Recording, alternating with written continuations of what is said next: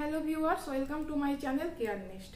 আজ আমরা যে টপিকটা আলোচনা করব সেটা হচ্ছে 0 to 6 মান্থস বয়সী বাচ্চাদের কিভাবে ঘরোয়া পদ্ধতিতে সর্দি কাশি ভালো করা যায় তার উপায় নিয়ে। তো ভিডিওটা শুরু করার আগে বলে রাখি, ভিডিওটা পুরোটা দেখবেন, হয়তো এ থেকে আপনাদের অনেকটা সাহায্য হতে পারে এবং ভিডিওটা লাইক, কমেন্ট ও সাবস্ক্রাইব করে দেবেন, পারলে শেয়ারও করে দেবেন যাতে অন্যান্য মায়েরা এই ভিডিওটা দেখতে পারে। তো চলুন শুরু করা যাক। যদি আপনি দেখেন আপনার বাচ্চার সর্দি কাশি আর্লি স্টেজে রয়েছে, তো আপনি 2-3 দিন হোম রেমেডি করতে পারেন। তবে আমার এক্ষেত্রে মনে হয় যে ডাক্তার দেখানো উচিত, কারণ এর সাথে সাথে আপনি হোম রেমেডির সাথে সাথে ডাক্তার দেখানো উচিত। কারণ আপনি পারলে হয়তো ওষুধটা 2-3 দিন পরে শুরু করুন, হয়তো বা এতে ওই আপনার হোম রেমেডিতে সর্দি কাশি ভালো হয়েই যেতে পারে। কারণ আপনি তো বুঝতে পারবেন না আপনার বাচ্চার চেস্টে কতটা কফ জমেছে, সেটা একমাত্র ডাক্তারই বলতে পারবে। তাই যদি মনে করেন আপনার হোম রেমেডির সাথে সাথে ডাক্তারকেই দেখিয়ে নিন।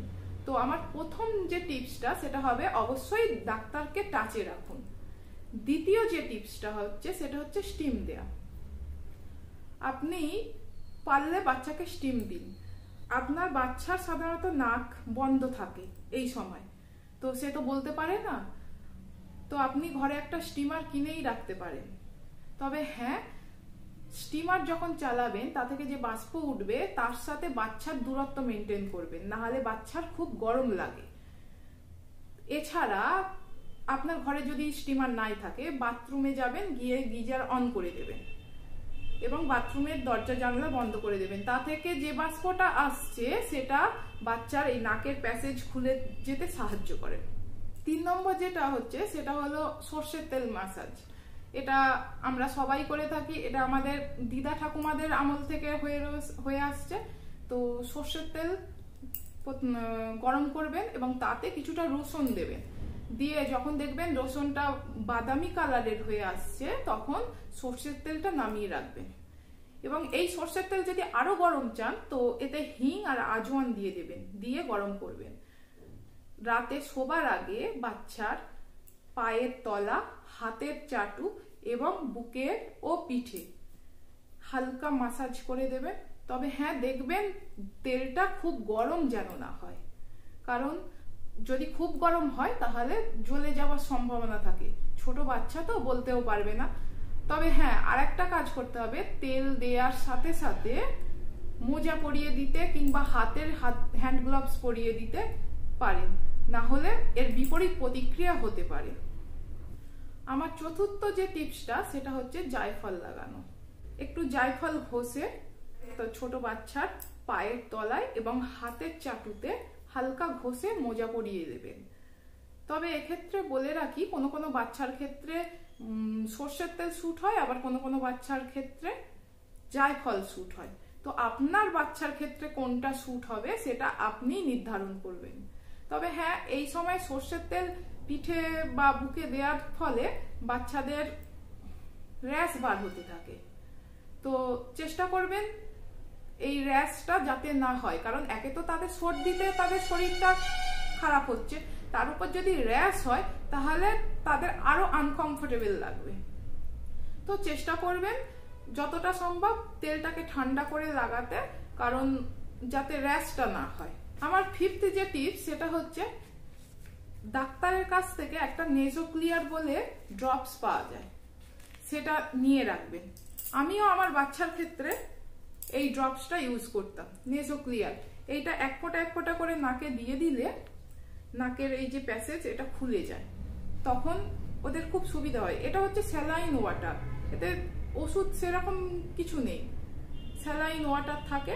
তো আপনি অবশ্যই ডাক্তারকে দেখিয়ে এই ধরনের জিনিস কাছে রাখবেন যাতে বাচ্চার সুবিধে হয়।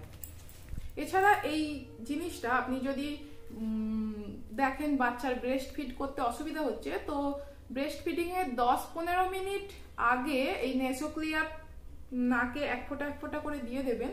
এর ফলে কি হয় না, নাকের প্যাসেজ খুলে যায় এবং বাচ্চা ভালো করে ব্রেস্ট ফিডও করতে পারে। আমার 6 নম্বর যে টিপসটা সেটা হবে হট কমপ্রেস, মানে সেক দেয়া। আমার ক্ষেত্রেও ছোটবেলায় আমার মা দেখেছি যখন সর্দি কাশি হতো হারকিনের আলোতে একটা সুতির কাপড় নিয়ে গরম করে সেটাকে বুকে আর পিঠে দিত। তো এখনকার দিনে সবাইয়ের বাড়িতে হ্যারিকেন আর থাকে না, তো আপনারা করতে পারেন কি, সুতির কাপড় নেবেন, তাতে প্রেস চালিয়ে দেবেন। তো এবং সেই কাপড়টা আপনি আগে আপনার স্কিনে ট্রাই করে দেখবেন কতটা গরম হয়েছে, কারণ বাচ্চা অতটা গরম নিতে পারবে কিনা। সেই মতন বাচ্চাকে বুকের ছাতিতে আর পিঠে সেক দেবেন। সেক আমার ক্ষেত্রেও হয়েছে, আমিও আমার বাচ্চার ক্ষেত্রে সেক দিয়েছি। তো পারলে সেক দেবেন যাতে তাদের গরম ভাবটা আসে। আমার 7 নম্বর যে টিপসটা হলো সেটা হচ্ছে ব্রেস্ট ফিডিং করাবেন। প্রচুর পরিমাণে ব্রেস্ট ফিডিং করাবেন, কারণ হ্যাঁ এই সময় অবশ্য তারা খেতে পারে না বাচ্চারা, তবে ওই যে বললাম খাওয়ার 10-15 মিনিট আগে ওই নাসো ক্লিয়ার দিলে নাকের প্যাসেজ খুলে যায়, তখন তারা ব্রেস্ট ফিড করতে পারে। এছাড়া ব্রেস্ট ফিডিং করার আর একটা গুরুত্ব হলো এতে প্রাকৃতিকভাবে অ্যান্টিবডি থাকে, যেটা আমরা 0 to 6 মান্থস বয়সী বাচ্চাদের ডাক্তারখানা থেকে অ্যান্টিবায়োটিক দিতে চাই না। সেই অ্যান্টিবায়োটিক আমরা ব্রেস্ট মিল্কে পাই। তো প্রচুর পরিমাণে আপনি চেষ্টা করবেন বাচ্চাকে ব্রেস্ট ফিড করাতে। সে যদি এই সময় কম খায় তো ঘন ঘন খাওয়াবেন, অল্প অল্প করে, কিন্তু ব্রেস্ট ফিডিং অবশ্যই করাবেন। তবে এই সময়ে আর একটা জিনিস খেয়াল রাখতে হবে, মাকে একটু গরম থাকতে হবে, গরম খাবার খেতে হবে, যেমন কাড়া। এছাড়া অন্যান্য যে সমস্ত গরম খাবার, সেগুলো গরম খাবার মাকে খেতে হবে, কারণ 0 to 6 মান্থস বয়সী বাচ্চারা তো ব্রেস্ট ফিডিংই করে শুধু, ওদের তো আর গরম কোনো জিনিস খাওয়ানো যায় না। তো মা যদি গরম জিনিস খাওয়ায় তো বুকের দুধের মাধ্যমে বাচ্চাও সেই গরম জিনিসটা পায়। তো মাকে এক্ষেত্রে অনেকটা সচেতন থাকতে হবে। আমার 8 নম্বর যে টিপসটা সেটা হচ্ছে সাইড স্লিপিং, মানে বাচ্চাকে এই সময় সোজাভাবে যদি শুইয়ে রাখি সোজা করে, তো দুটো নাকই জাম হতে পারে, কিন্তু যদি আপনি সাইড করে শুইয়ে দেন তাহলে কি হতে পারে, একটা নাক খোলা রইল, একটা নাক জাম হয়ে রইল।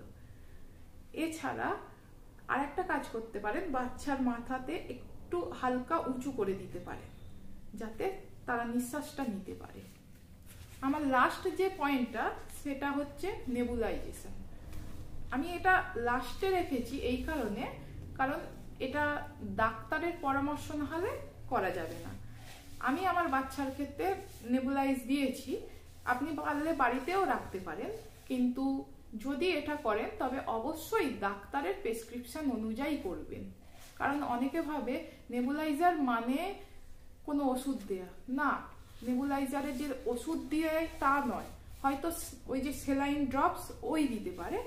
এতে কি হয় না, স্টিম যেটা গরম ভাব ওঠে, নেবুলাইজারের ক্ষেত্রে ঠান্ডা জলের বাষ্প আসে, তো এতে বাচ্চার খুব আরাম লাগে। তো আপনারা চেষ্টা করবেন নেবুলাইজার দেওয়া, তবে ডাক্তারের প্রেসক্রিপশন অনুযায়ী।